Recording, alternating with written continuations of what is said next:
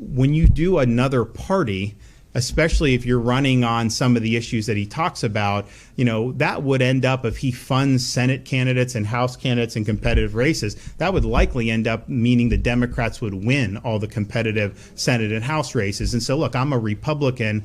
I don't want to see that happen. I think if you want to, get involved and hold accountable, we do have a problem in the Republican Party with these D.C. congressmen. They always run saying there's out of control spending and they're going to spend less, and they never do it.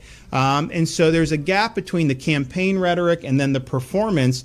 Elon was doing Doge, and a lot of Congress didn't want anything to do with actually adopting the Doge cuts, just like they haven't wanted to adopt the Trump executive orders on immigration and all these other things, which I think you have to adopt in law if you want them to have staying power. So I think there is a lot of frustration with the gap between the rhetoric in their district and the performance once they get into D.C. But the way you do that is expose that in a primary and show that there's another way forward. Honestly, if you're concerned about the debt, I wouldn't even worry about that, because I don't think just electing a few better people is going to change the trajectory. We need the incentives in Washington are going to lead to these outcomes, really, regardless of the outcome of elections at this point. So you need to do a balanced budget amendment to the U.S. Constitution, and you can do that through the states. You can do it through Article 5. We've got 28 states that have approved this. There's another 4 or 5 that are on the docket.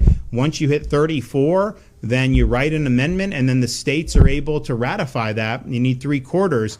If Elon wanted to weigh in on that and work on those state he would have a monumental impact on doing this. And we also need term limits for members of Congress. And so you can do both of those things.